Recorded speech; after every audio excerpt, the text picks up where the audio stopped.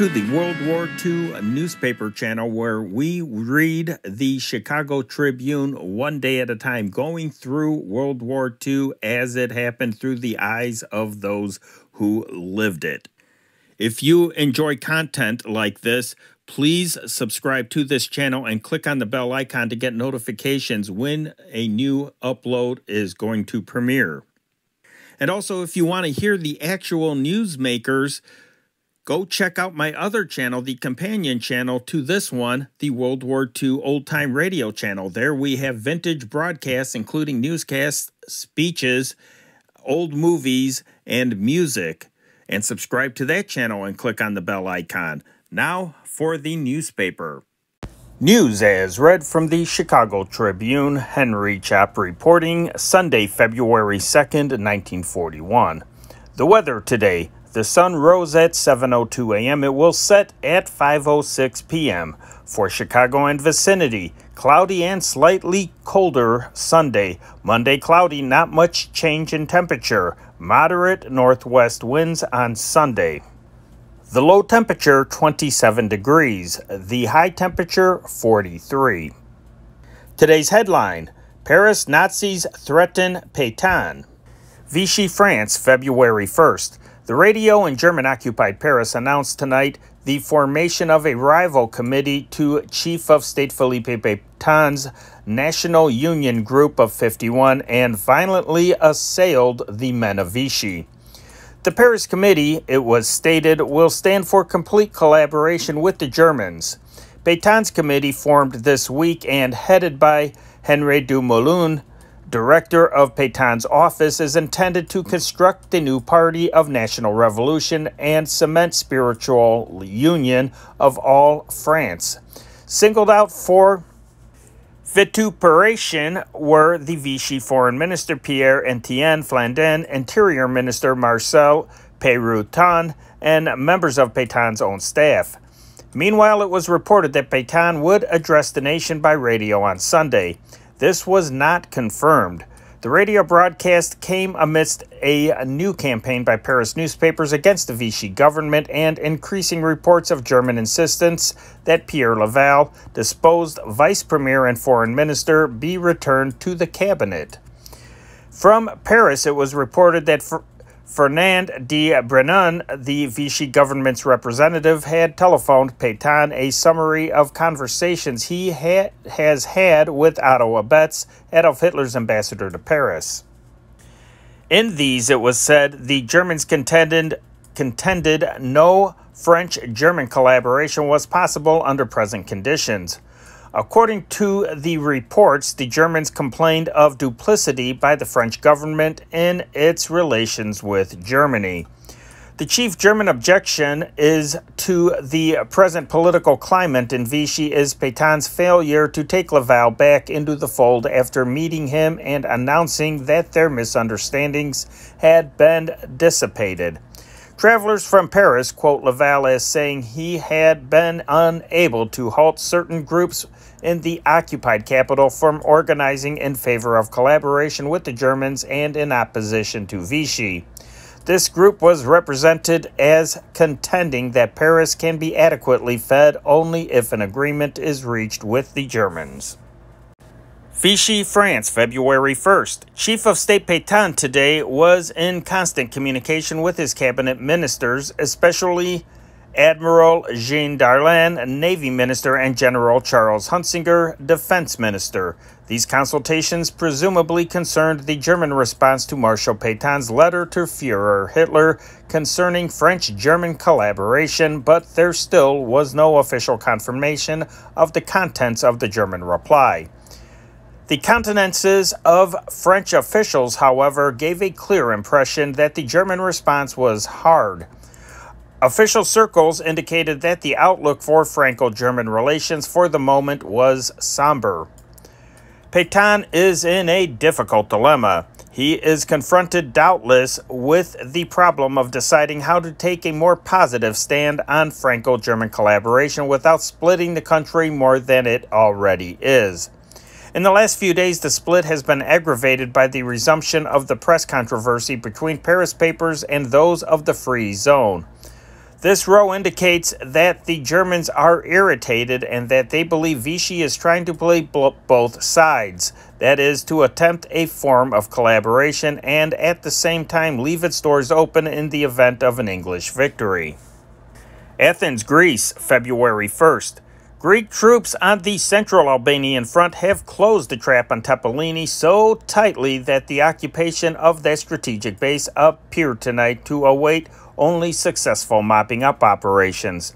The fascists, with Tepeleni hemmed in from three sides, were said to be retreating toward the port of Valona, the next major goal in the Greek campaign. Testimonies to the bitterness of the fighting were the bodies of 650 Italians, which the Greeks said they found scattered on the slopes of one of the contested ridges. The new gains have put the Greeks on what they believe to be the threshold of big new victories.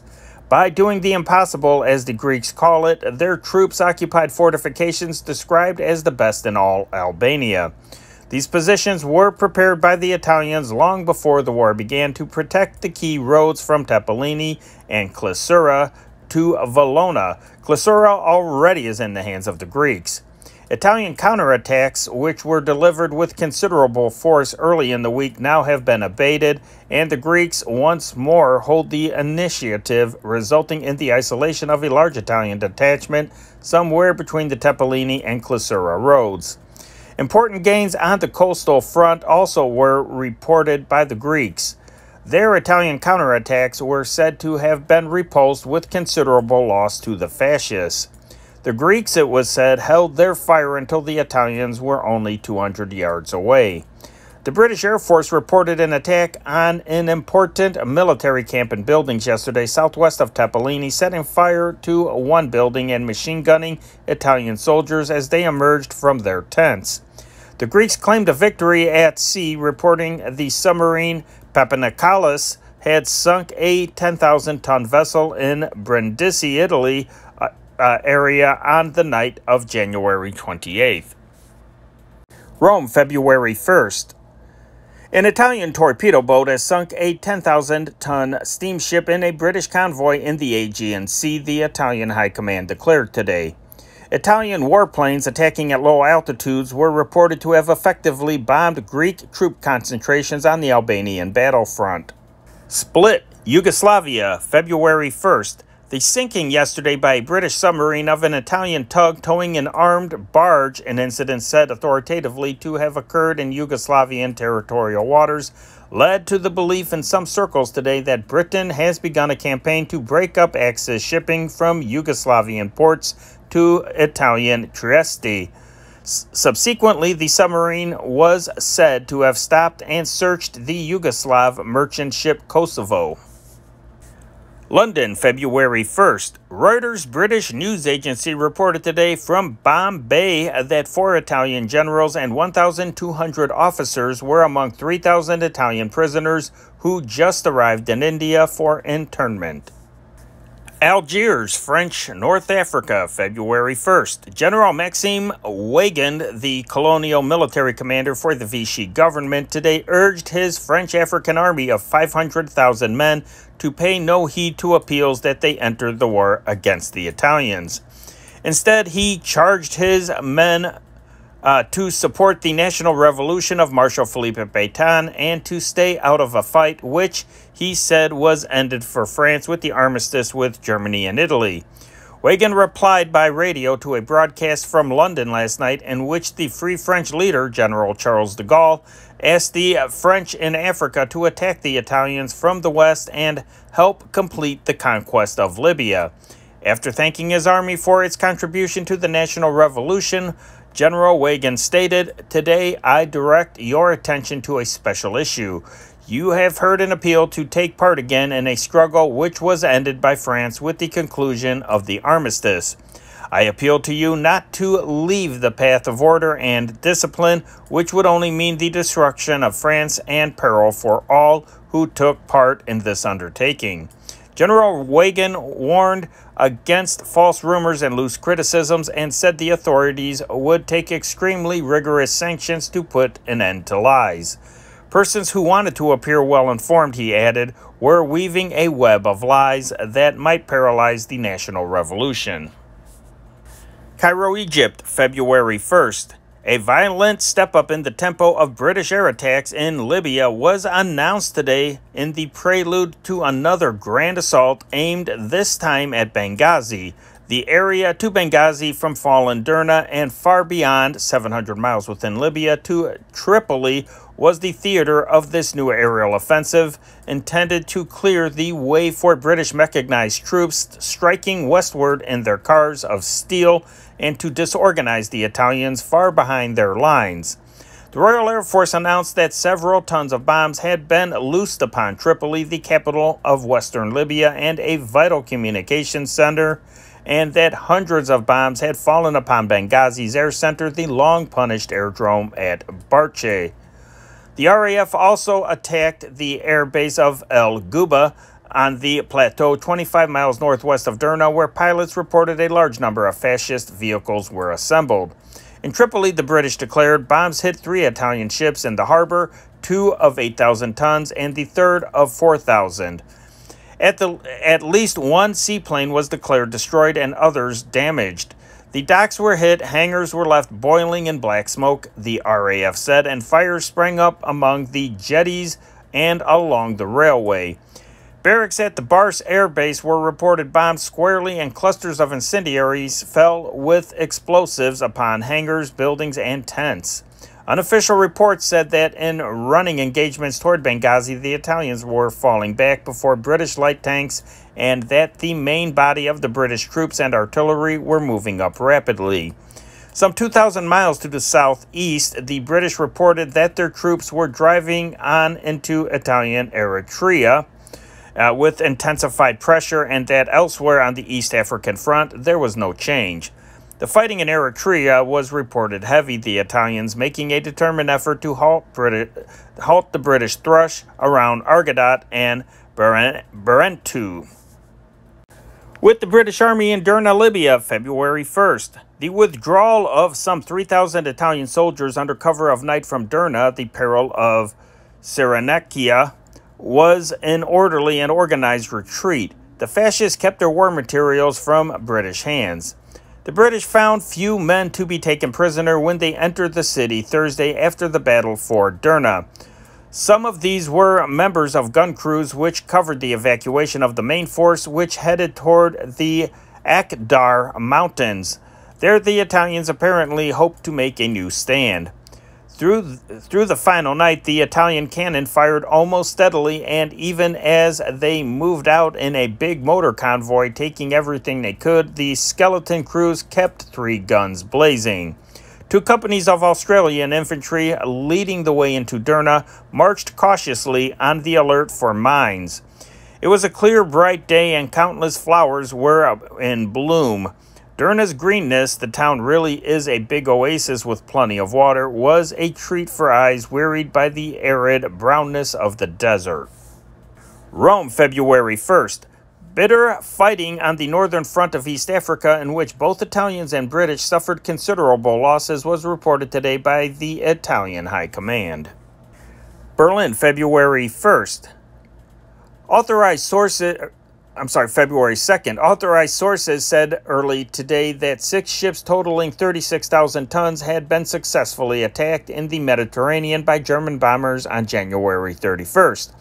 Another announcement said a German bomber had blown up a ship in a Mediterranean harbor, while other planes were said to have sunk 2 other ships, each about 4,000 tons, in the same port. Berlin, February 1st. The Nazi High Command reported today long-distance bombing planes had sunk 2 merchant vessels of 10,100 tons west of Ireland yesterday. It also said dive bombers had raided the British military airport at Mildenhall, northeast of Cambridge, destroying 3 Blenheim bombers and sweeping 7 other planes with machine gun fire. 3 other bombers were reported destroyed on the ground at Honington Aerodrome. There are 3 Honingtons in England. Other flyers were said to have visited Great Yarmouth. New York, February 1st. 3 of the 50 destroyers traded by the United States to Britain for air and naval bases have been transferred to the Fighting Fleet of Norway, Arne Sund, Minister of Shipping of the Royal Norwegian Government in London, disclosed here. These destroyers, Sunde said, now fly the Norwegian flag and carry Norwegian crews while they cooperate with the British in the blockade of Germany. He added that the Germans have collected 2,000 fishing boats in Norway to use as transports in their projected invasion of England. Melbourne, Australia, February 1st. Behind the war fog, there is a major conflict raging between British merchant ship owners and the British Admiralty, it is learned here from reliable sources. The conflict is over the method of convoy adopted by the British in their effort to outmaneuver Adolf Hitler's counter-blockade of the British Isles. Merchant captains complain of the Admiralty's insistence on maintaining slow-speed convoys into which fast ships are drafted and in which they voyage a little more than half their possible pace. They also complain because these convoys sometimes actually maintain a speed slower than the underwater cruising pace of attacking German U-boats. London, February 1st. An unofficial but well-informed air observer tonight placed the number of airplanes available to Germany for full operation at any given time at about 9,000, and said Germany's total air strength, including all types of planes, is about 40,000. Operating against Britain now, this observer said, were 3 Nazi air fleets, which he listed as Air Fleet No. 2 under Field Marshal General Albert Kesselring, operating from Belgium, northern France, and part of the Netherlands. Air Fleet No. 3 under Field Marshal General Hugo Sperly, operating in western France from bases between Brest and the Spanish frontier. Air Fleet No. 5 under Colonel General Jans Jurgen Stumpf, operating from the northern Netherlands, Emden, Germany, Denmark, and Norway. In addition to these, he added our Air Fleet No. 1 in eastern Germany, Air Fleet No. 6 in Romania, and Air Fleet No. 4 in Vienna. New York, February 1st. A Domai Japanese news agency dispatch broadcast from Tokyo today said 14 members of the crew of 37 of the Japanese freighter Mikage Maru No. 5 were missing after she stranded on the Tegucigalpa promontory. The others were rescued. London, February 1st. Wendell L. Willkie, who was a guest tonight at the home of Prime Minister Winston Churchill, refuses to divulge the testimony he intends to give before the Senate Foreign Relations Committee on President Roosevelt's Lend-Lease bill. One of his close associates here, however, assured British newspapermen, "You can take it from me, he'll be one of the best friends Britain ever had." In response to a cable from Cordell Hull, United States Secretary of State, Willkie will cut short his visit here to hurry home to testify. He will cancel proposed trips to Scotland and Ireland, but will visit Manchester, Sheffield, Coventry, and other bombed towns in the Midlands before he leaves England on Tuesday. Ottawa, Ontario, February 1st. Prime Minister W.L. Mackenzie King forecast today that within a few weeks we are certain to witness war as the world has never known it before. In a statement urging a generous response to the drive for subscriptions to war savings certificates, he added, "Without the sinews of war, neither defense nor victory will be possible. Suffering and sacrifice will be in vain." Stockholm, Sweden, February 2nd. The arrest of several prominent officers of the Norwegian army because they refused to pledge loyalty to the party of Major Vidkun Quisling, premier of the Nazi-supported Norwegian national government, was reported tonight in advices from Oslo. A military prison camp has been opened in Hemarken. Berlin, February 1st. America's actions in regard to the European war are being watched with an attentive eye in Germany. Authorized sources today commented on the declaration of Secretary of the Navy Frank Knox before the Senate Foreign Relations Committee that he had been informed that the Germans intended to use poison gas against Britain. The German comment was a reference to Adolf Hitler's speech of September 1st, 1939, when the Germans began their attack against Poland, and at that time he said, "From now on, bomb will be answered with bomb." He who applies poison gas will be fought with poison gas. He who himself departs from the rules of humane warfare cannot expect from us that we will not take the same step. Hanoi, French Indochina, February 1st. According to seemingly authoritative reports emanating today from Thai circles, Thailand will demand annexation in entirety of the French Indochinese provinces of Cambodia and Laos in impending peace talks at Tokyo. The Japanese have undertaken mediation of the 4-month border warfare between Indochina and Thailand, in which an armistice was signed yesterday.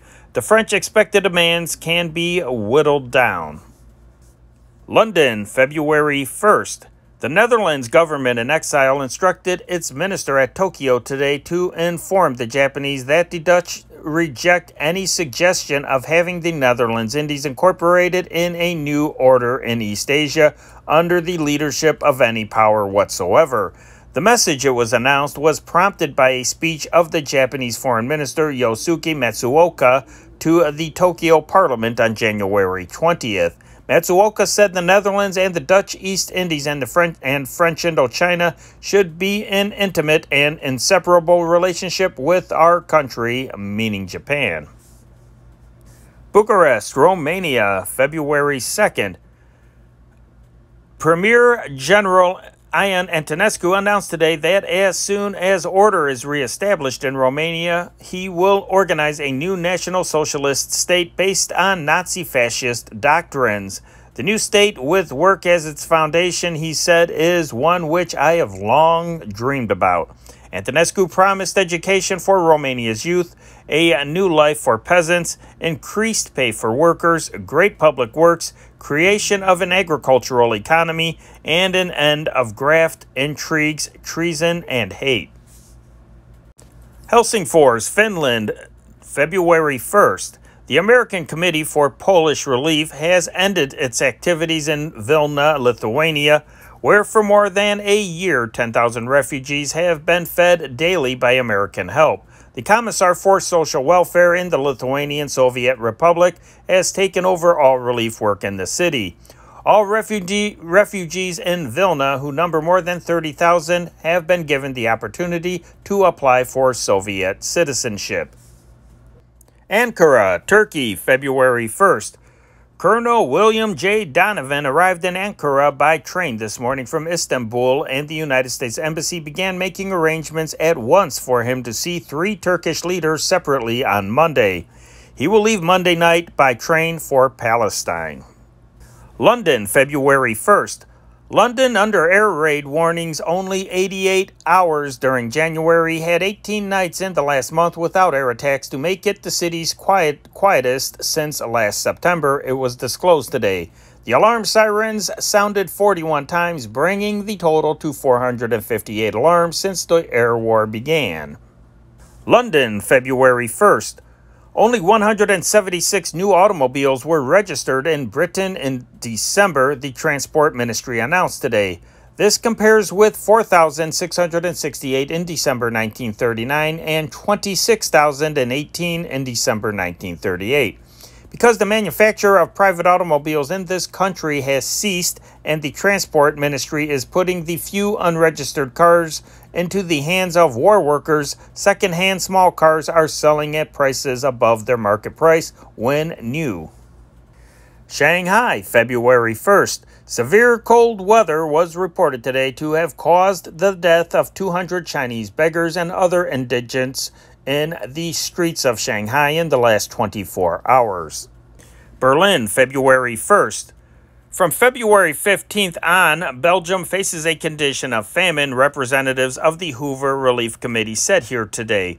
Members of the committee, who have just completed a tour of Belgium, reported that the Belgian official ration is fixed below that of any other European nation, that it yields only 1,405 calories a day, and that supplies available will not cover the ration tickets.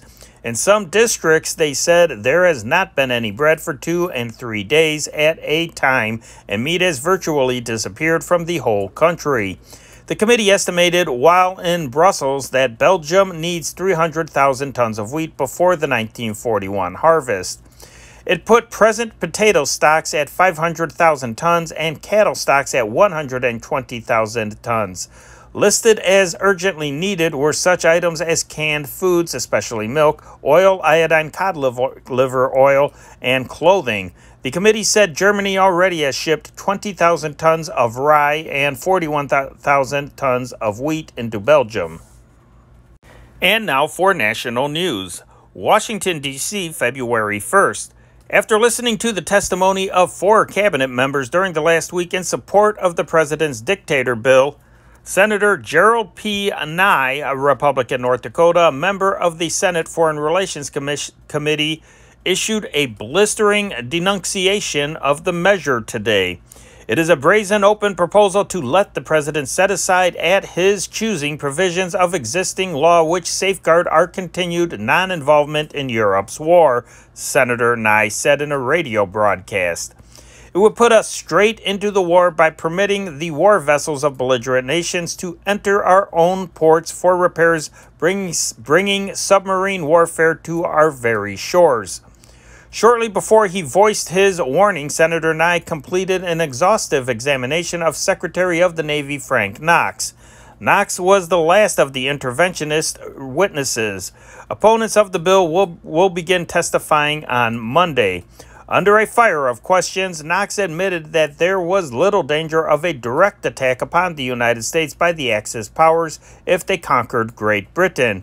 Yesterday, he had insisted that an invasion of the Western Hemisphere could be expected very soon if Britain fell. Knox said, however, that he was tremendously worried over whether the United States could furnish sufficient aid in time to prevent Britain's defeat. Commenting upon the stressing of the fear theme by administration supporters of the president's bill, Nye told his radio audience, "The impetus behind this bill is the fear that the United States could be successfully invaded by Germany if that nation can establish its domination over Europe. Without that fear, this kind of legislation could not get to first base. This fear of our ability to defend ourselves against the worst that might come out of Europe is not warranted. Give Hitler whatever power might come to him by reason of the outcome of the war in Europe, and give us the same time that he has to add to that power, then if he should choose foolishly to make war upon this hemisphere, we can give him, if I may use the expression, the works as to no power was ever given the works before. The United States has never been dependent on the British Navy for its defense, and it is not thus dependent now." Washington, D.C., February 1st. Senator Burton K. Wheeler, Democrat, Montana, leader of the Senate opposition to the pending dictator bill today, accused President Roosevelt of making a slanderous attack on him in an attempt to discredit his opposition to the American entry into any foreign war. Wheeler telephoned a strongly worded statement to his office from Palm Beach, Florida, where he is the guest of Joseph P. Kennedy, recently resigned ambassador to Great Britain, in reply to the president's attack on him yesterday at a press conference. Wheeler is recuperating from an attack of influenza, but he and Kennedy, another opponent of the bill, are believed planning a strategy for the forthcoming Senate battle. The Montana senator flatly branded as a lie the remarks with which Mr. Roosevelt attributed to him in a conversation with William E. Dodd, late ambassador to Nazi Germany, at a dinner party in 1934. The president identified Wheeler as the Senator X mentioned in Dodd's published diary as telling the ambassador that Nazi domination of Europe was inevitable. A series of articles based upon Dodd's diary is appearing currently in a magazine, and the president was asked at his press conference yesterday to comment upon them and identify the senator in question. Mr. Roosevelt insisted that newsmen tell the story for him and that he would act as a corroborative witness. He then confirmed that Dodd had related to him the purported conversation with Wheeler at a dinner given by Rexford Guy Tugwell, then Assistant Secretary of Agriculture. Topeka, Kansas, February 1st. Alf M. Landon said today he opposed the Lend-Lease bill because its delegation of powers to the president is so vague and limitless that no one can accurately define its extent. The 1936 Republican presidential nominee said in a radio synopsism broadcast by a national network that he considered complete isolation an illusion, but he was concerned about what might come next. Frankly, said Landon, I am concerned lest the president carry into international situations his love of the dramatic and impulsive and surprising which he has frequently manifested on domestic matters. I am opposing the Lease and Lend bill because it delegates to the president the congressional power to declare war, because its effect will be to repeal or evade the provisions of present laws prohibiting ships from entering the war zones, and because its delegation of powers to the president is so vague and limitless that no one can accurately define its extent. We cannot just pull out of the world. We cannot ignore and escape our obligations, but we are now committing the terrible folly of again swinging to the other extreme and threatening to consider our part in world affairs on an emotional basis. A terrible responsibility rests on those who are emotionalizing us into a war fervor. Wellington, New Zealand, February 1st. Australia and New Zealand have an understanding with the United States covering future events in the South Pacific. It was learned from a highly authoritative source here today. The nature of the understanding was not explained, but it was made clear that it was regarded as a check to any aspirations which Japan might have in the direction of establishing herself in this region. It is believed the new alignment in the South Pacific is a result of repeated conversations which the Australian Minister to Washington, D.C., Richard G. Casey, has had with Secretary of State Cordell Hull. It is thought here that the agreement is founded on the supposed need of the United States to use Britain's Singapore naval base in the event of a Japanese attack on the Netherlands Indies. Secretary Hull is said to have asked for refueling facilities at ports and flying fields in eastern and southern Australia and northern New Zealand, thus providing an open road to Singapore. Paris, January 28th via Berlin, delayed. The largest American family to be repatriated by the Red Cross left last night as part of a group of 46, mostly children. A World War veteran named Osborne, a mechanic, is taking to Royal Oak, Michigan, his French wife and their 8 children, 4 girls and 4 boys, who were born in northern France. I am brokenhearted to leave the house in Maubeuge, where I have lived since 1920, but I am glad to return home, where I have not been since the end of the World War, Osborne said. The Americans boarded a train for Hendaye on the Spanish border. Honolulu, Hawaii, February 1st. Upwards of 85,000 men of the armed forces of the United States tonight will sleep on Oahu, Uncle Sam's tiny but mighty fortress in the mid-Pacific. The Rock, as Oahu long ago was christened by soldiers, is the main and most heavily fortified island in the Hawaiian group. The bulwark of American defense in the Pacific, Oahu's unprecedented concentration of military manpower was reached this week with the return of the United States fleet to Pearl Harbor from vacations in California ports and from gunnery drills in nearby waters. 45,000 men returned to the naval base aboard their ships. 5,000 others composed the permanent force of the 14th Naval District. These, with the 35,000 Army regulars and Hawaii and California National Guard regiments on duty in island camps, set an all-time record for military strength in this Western Sea outpost. Reminiscent of World War days when strict secrecy cloaked all military movement was the arrival last week from the west coast of the aircraft carrier Lexington.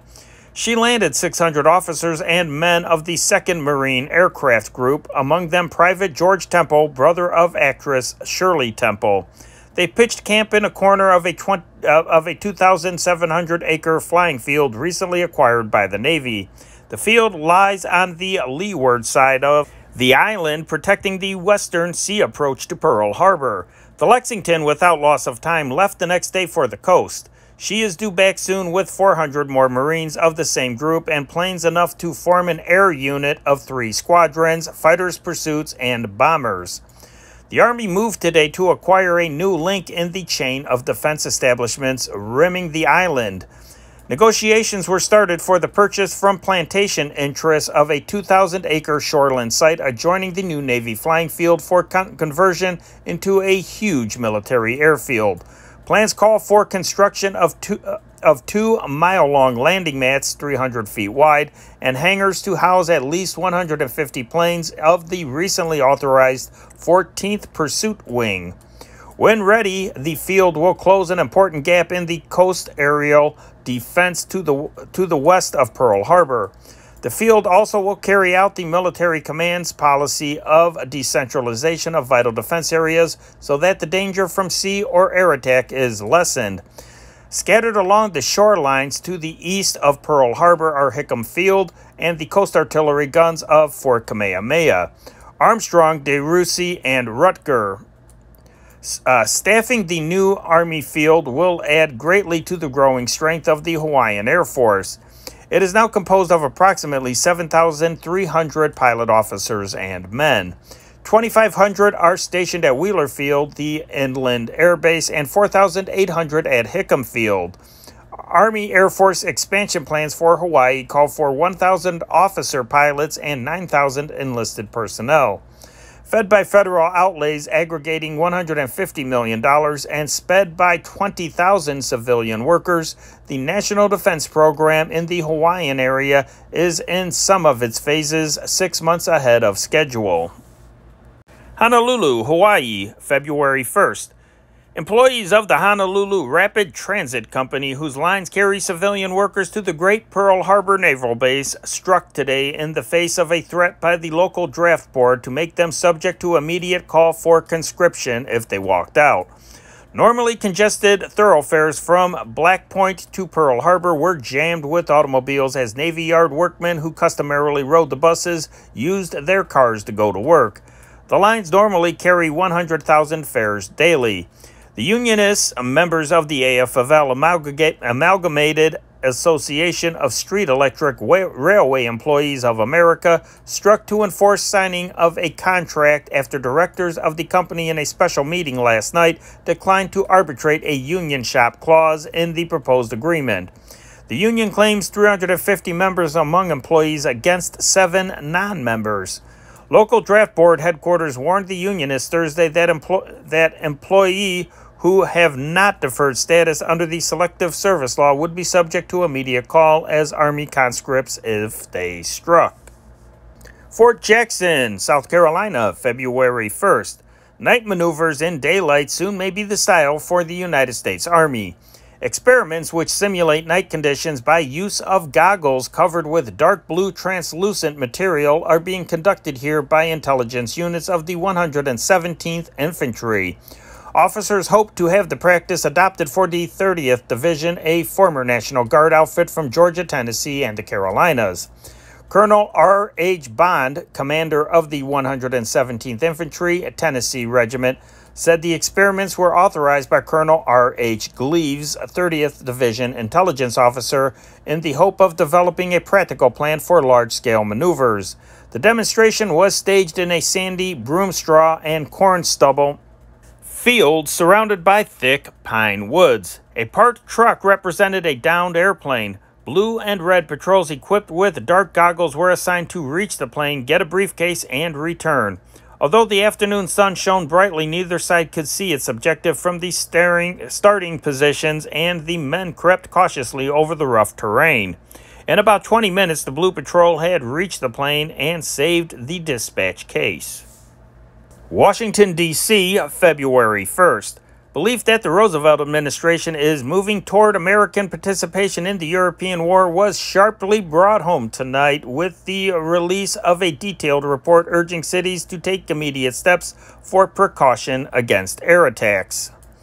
The report was released by Fiorello LaGuardia, mayor of New York and frequent tool of the Roosevelt administration in spreading its ballyhoo. LaGuardia is president of the United States Conference of Mayors, and the air raid report was prepared by Paul V. Betters, executive director of the organization. As a reward for his past support, LaGuardia was appointed by President Roosevelt as chairman of the Joint American-Canadian Defense Board when it was established last year. Officials of the Ford Motor Company and the Army Air Corps at a two-day meeting in Detroit discussed the possible construction by Ford of an airplane factory the company announced yesterday. Ford already is rushing a $21 million airplane engine plant toward completion. The plant being considered would produce either bomber plane parts and subassemblies or complete bombers, depending on a latter decision by the government, it was understood. The factory would be built at the River Rouge plant, where the airplane engine factory is under construction. San Juan, Puerto Rico, February 1st. A Navy searching crew today recovered from 80 feet of water the wrecked United States Army plane and the body of Private Arnaldo Diaz, killed with Lieutenant Shelby Palmer when the craft plunged into the sea off Culebra Wednesday. Diaz's body will be sent to his home in San Antonio, Texas. Washington, D.C., February 1st. The Navy has arranged to turn over its reserve stock of tungsten to the steel industry, it was learned today, to overcome a temporary shortage of the mineral, which caused some plants to face the possibility of stopping work on defense contracts almost immediately. Tungsten is used to alloy steel for high-speed cutting tools and armor-piercing bullets. The Navy supply of about 226 short tons of tungsten ore, the variety known as Shellite, is valued at about $428,000. The Navy stocks were acquired before the present program of the government to accumulate reserves of several such materials. A wave of strikes yesterday held many thousands of workers idle in cities dotting the eastern half of the United States, and in some instances have caused delays in the production of important defense materials. Two large strikes, one in the east and one in the south, and two less comprehensive in Illinois, were reportedly settled.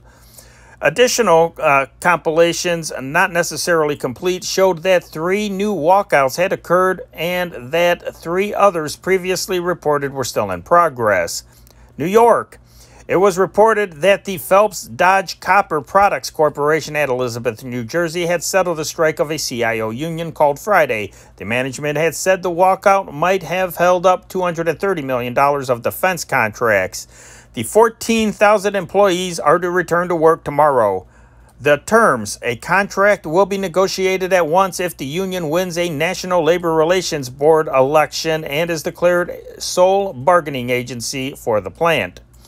Galesburg, Illinois. The Knoxville Mining Company settled a strike of CIO miners who were granted a 60-day contract. The Terminal Mining Company also settled a strike of 400 members of an AFL union. Mobile, Alabama. Terms of a settlement of an 8-day strike that has kept 3,400 men idle at the plant of the Alabama Dry Dock and Shipbuilding Company, ratified by union and management representatives. CIO union members are expected to approve. The union is to receive wage increases and seniority, but no closed shop. Dayton, Ohio. 1,500 members of the International Brotherhood of Teamsters, AFL, ceased work. All pickups and deliveries of freight, loading and unloading, and local cartage forbidden by union leaders. The union demands a 1-year contract and 10 cents an hour raise. Employers have offered a 5-cent raise and 3-year contract. Pittsburgh, Pennsylvania. The Bridgeville plant of the Universal Cyclops Steel Corporation was shut down by a walkout of the Amalgamated Association of Iron, Steel, and Tin Workers, CIO. This company has $4 million of defense orders and employs 1,400. Company officials said the strike was unauthorized. Union officials refused to comment. Monticello, Indiana.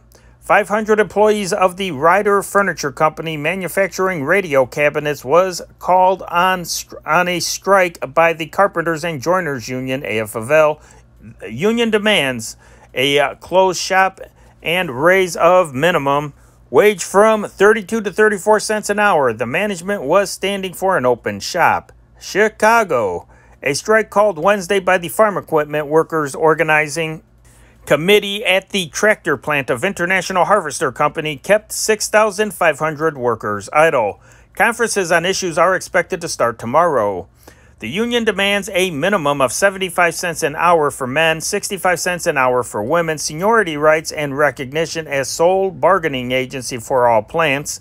The management has refused the last point as it has contracts with independent unions in some plants, is willing to discuss wages. Several millions in defense orders were held up here. Milwaukee, Wisconsin. A 10-day strike of CIO United Automobile workers at Allis-Chalmers plant with $40 million defense orders continued in deadlock with 9,000 workers involved. The union, whose main demand is a closed shop, reported no progress in negotiations.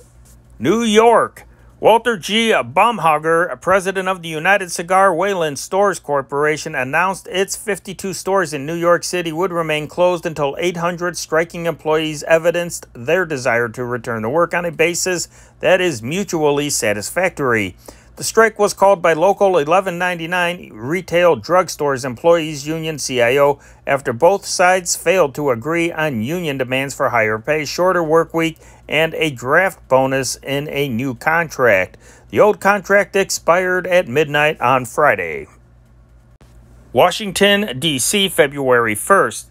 The mail and office files of United States senators and representatives are within easy reach of any light-fingered stranger who happens along at night. Take the word of two Washington Times-Herald reporters who paid a midnight visit to the Senate and House office buildings after a senator complained that his office had been entered. They found outer doors open and unguarded. For an hour, they prowled unquestioned through the office buildings, lifted each other up to peek through transoms, rattling doorknobs, opening a window, and looking at mail stacked outside the office doors. One of the 5 guards they encountered descended upon them with a blackjack, but he was after a rat walking beside them, which they had not noticed. Skidding down the marble floor, he killed it with one uttering blow. The guard never asked them why they were there, but remarked, "There are lots of rats around this place." Kansas City, Missouri, February 1st. James Butts, 45-year-old WPA worker, was convicted tonight of the rape slaying last August 17th of Mary Margaret Mainholt, age 7.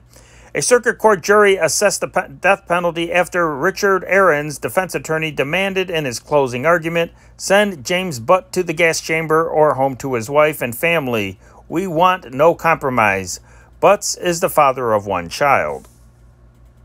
Portland, Oregon, February 1st. Open switches in motorrooms at each end of Portland's Burnside Bridge were blamed tonight for the crash of the freighter Coast Miller and brought from Maurice Tarshis, District Attorney's deputy, the statement. "In my opinion, it was definitely an act of sabotage. 5 cargo booms, the main mast, and a stack were sheared off as this vessel rammed into the bridge last night. No one was hurt." Tarshis said the open switches prevented raising of the span at a signal from the ship. Bridge foreman E. Frankhauser said the switches, so large they took considerable strength to move, never had been opened since the bridge was built. Sheriff Martin Pratt said he received an anonymous telephone call a month ago warning that the Broadway Bridge would be blown up. And now for local and regional news. Regents and National Defense Chairmen of 30 chapters of the Daughters of the American Revolution in the Chicago area will be summoned to an emergency meeting next Thursday to outline local action against the dictatorship bill, H.R. 1776.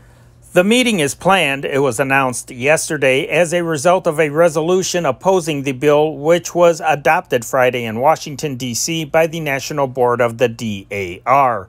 The resolution urged members of Congress to reserve to themselves the powers and responsibilities entrusted to them, declaring that H.R. 1776 proposed to delegate to the executive branch unlimited powers notwithstanding the provisions of any other law. The resolution also asked Congress to make such provisions for aid to Great Britain as will be least likely to involve this country in active participation and to increase with all possible speed the defense of the United States. The meeting will be held at 10:30 a.m. in Carson Perry Scott and Company. Mrs. William F. Conlin of Chicago National Defense, chairman of the division comprising the 30 chapters, and Mrs. Thomas E. Murray of Aurora, division director, will preside. 101 members of the University of Chicago faculty, including many nationally known figures, signed a statement yesterday expressing their opposition to the Roosevelt dictatorship bill now pending in Congress. Until now, we have preferred to express this opinion as individual citizens, the statement read, and not as members of the university faculty. However, since some of our colleagues who favor the bill have adopted the latter course, and because their statement has been interpreted by some sections of the press as the judgment of the majority of the faculty, it becomes our duty to make clear to the public that many of us are opposed to House Bill 1776, the Lend-Lease measure. Signers of the statement include Professor Arthur H. Compton, Dean of the Division of Physical Science and Nobel Prize winner, Professor Fay Cooper Cole, Chairman of the Anthropology Department, Professor Malcolm P. Sharp of the Law School, Professor Edith Abbott, Dean of the School of Social Service Administration, Professor Lewis L. Thurston of the Psychology Department, Professor F. C. Koch, Chairman of the Biochemistry Department, and Dr. George A. Works, Dean of Students. Arthur Meeker, chairman of the Chicago Committee for Finland, Incorporated, an organization devoted to the rehabilitation of the Finnish people, said yesterday that the response to the initial plea for funds made a week ago had been most heartening. Madam George A. de Grippenberg, wife of the Finnish minister to Great Britain, said recently that as a result of the war, her country was left with 25,000 orphans, 20,000 disabled veterans, and 500,000 refugees.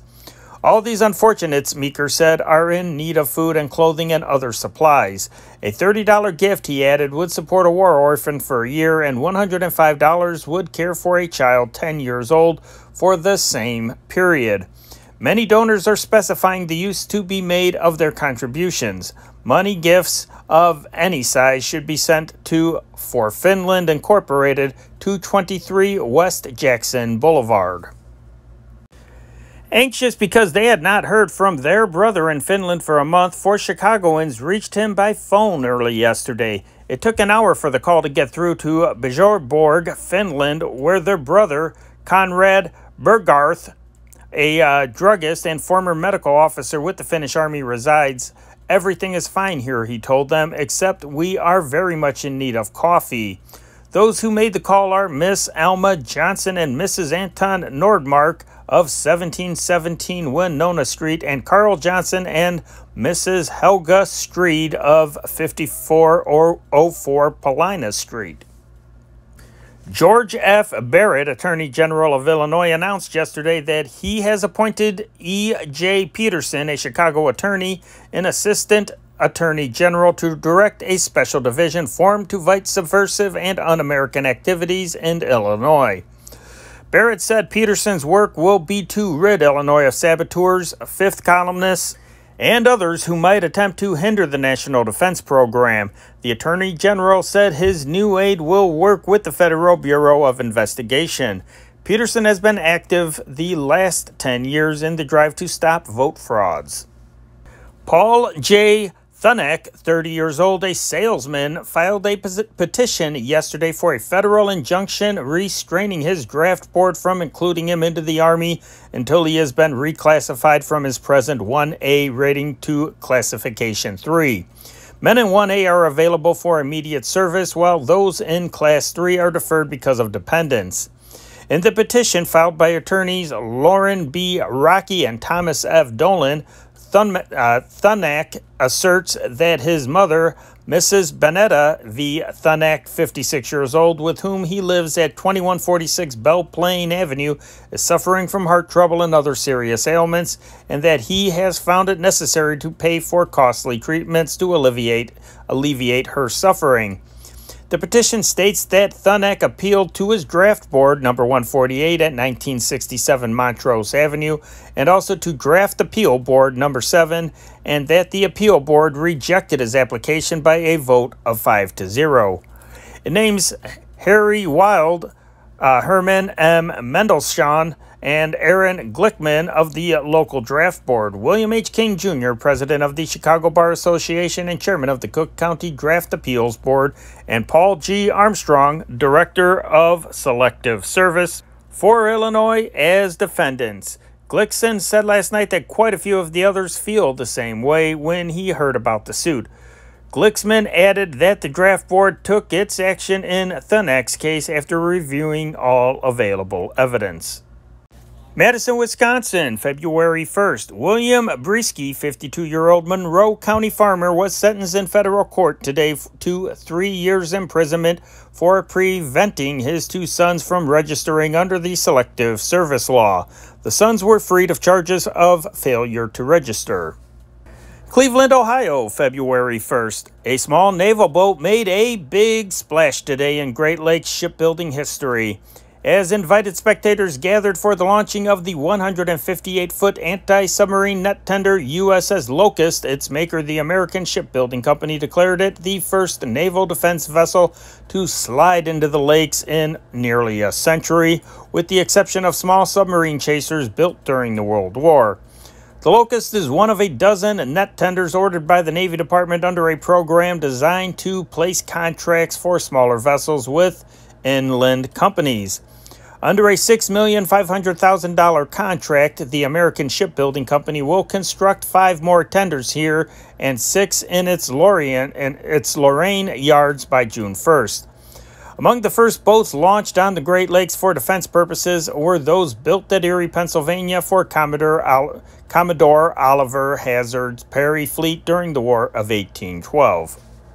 Springfield, Illinois, February 1st. 2 bills dealing with labor, one for an Illinois wage and hour law and the other to place all unions under state government jurisdictions, were drafted today for introduction in the legislature. The wage hour bill, backed by the Illinois State Federation of Labor, would apply a 40-hour work week and 30 cents an hour minimum wage as basic standards for all industry in the state.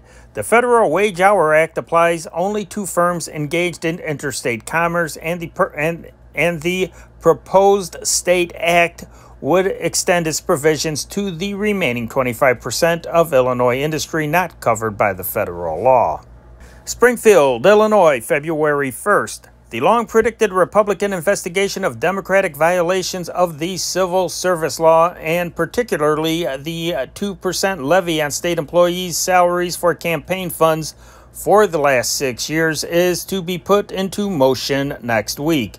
Senator A. Otis Arnold, Republican Quincy, it was learned today, intends to introduce a resolution in the upper chamber of the General Assembly to authorize the appointment of a joint committee of the 2 houses to uncover all the merit system scandals of the combined Horner-Stell administrations.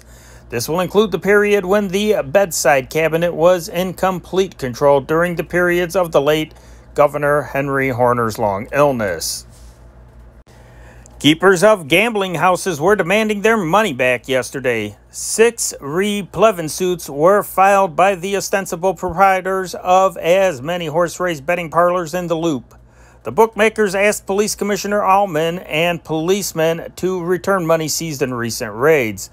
This was as much of a surprise to the police department as that experienced by the bookies Friday when police arrested 98 horse players.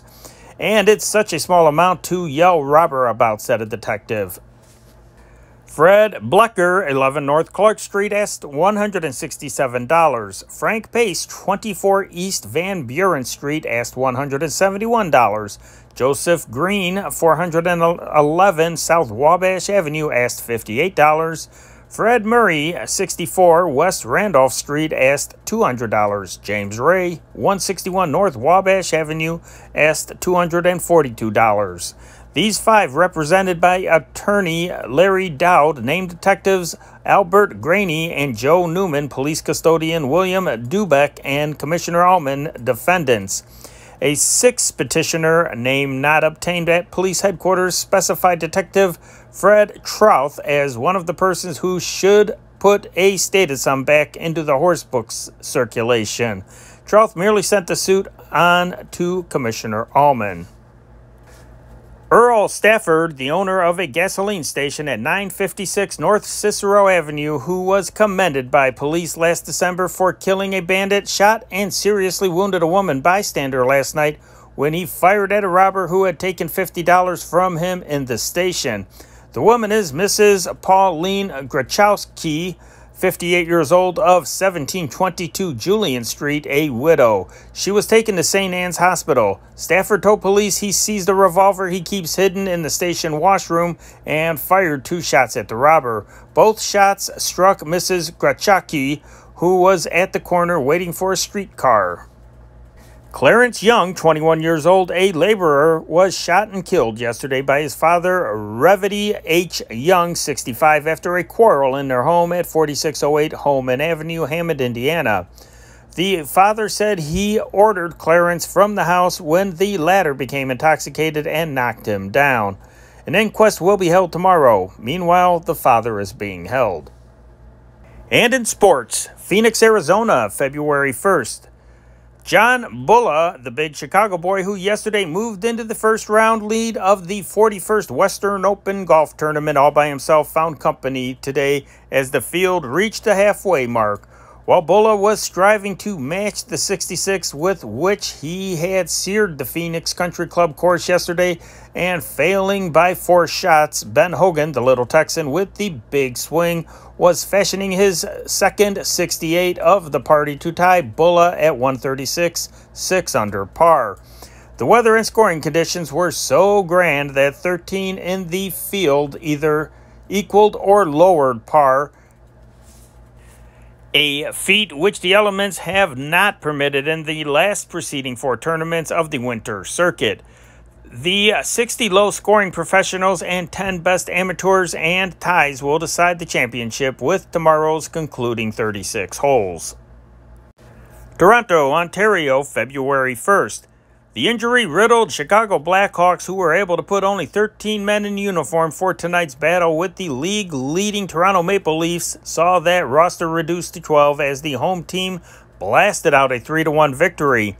It was the Hawks' 3rd defeat of a 3-game road trip. The newest recruit to the Chicagoans' list of disabled warriors is young Davey McKay, brilliant defenseman who suffered a shoulder separation in a second-period melee with Walter Stanowski of the Leafs. McKay will be out for 2 weeks. Other Hawks mowed down by injuries recently are Bill Kars, Pep Kelly, and Joe Cooper. Immediately after the game, the 2 clubs boarded a train for Chicago for another battle in the Chicago Stadium tomorrow night. Manager Paul Thompson is wondering, however, what kind of lineup he will be able to send into action. With their great center, Sylvester Apps, showing the way, the Leafs increased their margin over the second-place Boston Bruins to 8 points through tonight's victory. Apps scored the first goal and set up another in the second period for Nick Metz. With some of their men doing double duty, the Hawks couldn't match the Leafs' speed. They held them scoreless through the first period, and after Apps' early score in the second, Doug Bentley tied up the game, only to have Apps set up the winning counter less than 2 minutes later. Billy Taylor got Toronto's other goal on a pass from Dave Schreiner in the third period. Loyola University trounced Illinois Wesleyan 62-48 at Loyola last night. Mickey Rotner, scoring 6 baskets and as many free throws, led the Ramblers to their 7th victory of the season. Wesleyan's attack was led by Harry Anderson and Eddie Quigley, who scored 30 points between them. The Titans took an early lead on Crabtree's free throw and Anderson's first basket from the corner, but Loyola went ahead immediately on baskets by Wenskis and Doherty. After Quigley tied the count at 4-4, Rotner's free throw gave Loyola the lead, and it never was headed again. With the count 15-11 after 7 minutes of play, the Titans were held scoreless while Loyola ran its count up to 25. 5 minutes before the intermission, Loyola was out in front 30-14. Drum, Anderson, Buettner, and Quigley scored 10 points to bring Wesleyan to within 8 of the Ramblers, but that was as close as the visitors could get the rest of the evening. Lafayette, Indiana, February 1st. Countering rally with rally, Purdue's basketball team tonight dealt Indiana its first Western Conference defeat of the season, 40-36, before 9,000 in the field house. The Purdue victory, a soothing item for the defeats suffered in 2 games with Indiana last season, enabled the idle Wisconsin quintet to take the conference lead with 5 victories and 1 defeat. Indiana dropped into a second-place tie with Illinois, which also has won 3 and lost 1. It was the second victory in 4 games for the Boilermakers, defending conference champions. A terrific scoring burst in the last 10 minutes of the first half set the stage for the Boilermakers' upset triumph. Indiana took an 8-5 lead in the first 5 minutes, and Purdue's chances appeared to fade when Indiana, largely through the sharpshooting of Bob Droe and Herman Schaefer, took a 17-7 lead midway in the half. Then the Boilermakers scored 17 points in rapid-fire order while Indiana was being held to a single field goal by Droe. The scoring spree enabled the Boilermakers to build up a 24-19 lead at the intermission. Purdue continued its scoring rush as the second half opened and increased its advantage to 33-23 before Indiana, led by Bill Menke, launched a counter rally. With only 4 minutes of the game left, Indiana drove into a 34-34 deadlock, but Purdue had enough left in reserve to come right back with another rally, which settled everything. Captain Bob Igney scored on a long high shot, and Forrest Sproul broke loose for a sleeper goal to put Purdue ahead 38-36 with 2 minutes left to play. In the final seconds, each team frantically tried to control the ball, but honors were even as Don Blanken slapped one in for the visitors and Schaefer countered from a long range for Indiana. The outcome increased Purdue's superiority in the series between the two Hoosier rivals. In 65 games, Purdue has won 52 and Indiana 13. New York, February 1st. Red Berman's sore tummy was much better today, and Joe Louis took a long nap while the fight folk argued about how much of his explosive punch the champion has lost.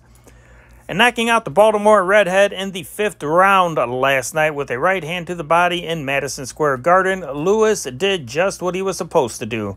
But before he applied the finishing touch, he failed to bother Berman even a little bit with his choicest rights to the chin.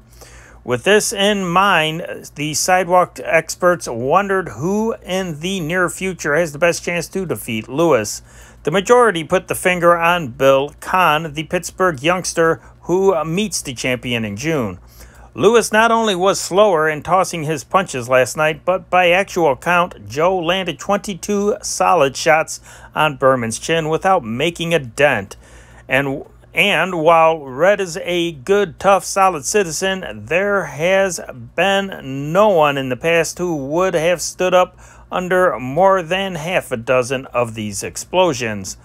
Louis will have only a 4-day vacation before going back into training Wednesday at Greenwood Lake, New York for his outing February 17th against Gus D'Orazio in Philadelphia. Kahn, in the meantime, lined up some work for himself today. His manager, Johnny Ray, announced Billy will tangle with D'Orazio in Pittsburgh March 10th in a 15-rounder and probably would take on Bob Pastor in Chicago April 12th. Kahn has stopped both of these boxers. The paths of Kahn and Louis will cross once before they go to work on each other in June. They both agreed today to take part in a charity show in Minneapolis the last week in February. Bill Lee, one of the numerous Cubs who swooned upon receipt of contracts a month ago, revived yesterday at his home in Plaquemine, Louisiana, and immediately broadcast that he was pretty mad about the whole thing. In that respect, he probably is no different than the 16 other Cubs involved in what appears to be a sit-down protest against the club's free-wielding of the paring knife in all except a few cases.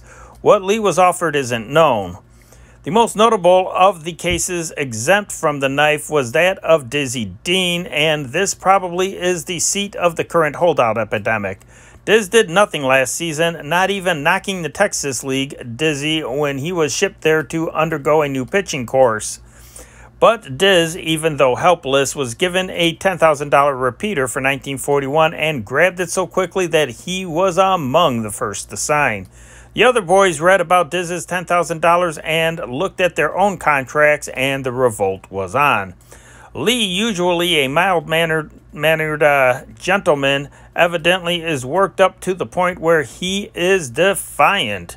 He makes allowance for the fact that he was a pitching flop last season when he won 9 while losing 17.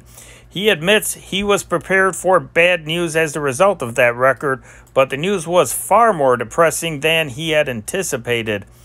He spoke as if he thought the club ungrateful for what he had done in 1938. He won 22 games that year, an effort that undoubtedly took something from his right arm. Lee, up to yesterday, haven't forwarded his troubles to the Cubs front office, but at least his squawk removed him from the ranks of those who haven't opened their mouths or written since the contracts were distributed. The Cubs, to lure back some of the 195,000 fans who visited Wrigley Field in 1939 and did not show up in 1940, are laying plans to increase the entertainment features of the world's most beautiful ballpark. Greatest desire, of course, is to assemble a pennant-winning team, or at least a red-hot contender, but beyond that, there is to be a loosening up of the dignity of the place and effort to get a carnival note in the background on occasion. For several years, the Cubs have been so afraid someone would accuse them of not taking baseball with teeth-gritting seriousness that Wrigley Field has been almost funereal at times. For instance, last season there was a rule against floral and other gift presentations at the plate. Those gatherings at the plate, while some hero is given a papier-mâché suitcase or a carnation horseshoe, may not be the most exciting things in sports, but they are traditional aspects of the game, and the Cubs were rather crusty in barring them. True, the start of a game shouldn't be delayed by such dittos, and doesn't have to be, but think how happy such showboating makes the boys in the several marching and chowder clubs who are never so proud as when they are presenting a pen and pencil set to a hometown hero, whether or not said hero knows how to use a pen and pencil. There may even be music next summer in Wrigley Field, providing programs can be practically spaced without Jim Petrillo of the Musicians Union demanding that if an orchestra is used one day, a 400-piece band must be hired every day. Jim is a good baseball fan and may actually be able to help arrange a real musical program for Wrigley Field. Nick Altrock and Al Schacht, together and separately for years, have proved in American League parks that fans like pre-game clowning. Occasionally, Rabbit Moranville used to amuse the fans in the National League parks, but his antics frequently shocked some of the Wrigley Field folks as boisterously undignified. Now, we've been hearing, but scarcely can believe our ears, that the hobbles are going to be taken off Charlie Grimm.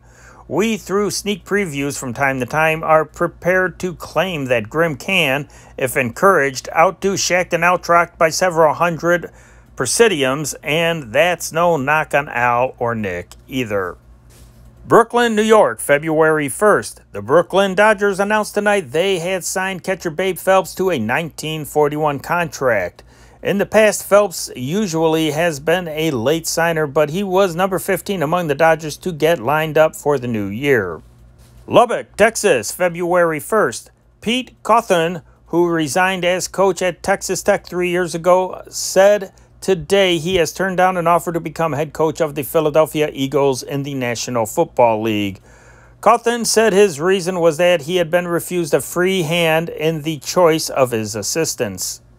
Freeport, Illinois, February 1st. Lou Nova, the boxer, and his wife received cuts and bruises late today when Nova's new coupe ran into a ditch near Davis, Illinois after colliding with a car driven by David Tiefer of Davis. The Novas were on their way from Madison, Wisconsin to Davenport, Iowa. They were given medical attention at a Freeport hotel and will remain here until Monday. And that is sports, and that is the news as read from the Chicago Tribune. Henry Chop reporting, Sunday, February 2nd, 1941. Have a swell day.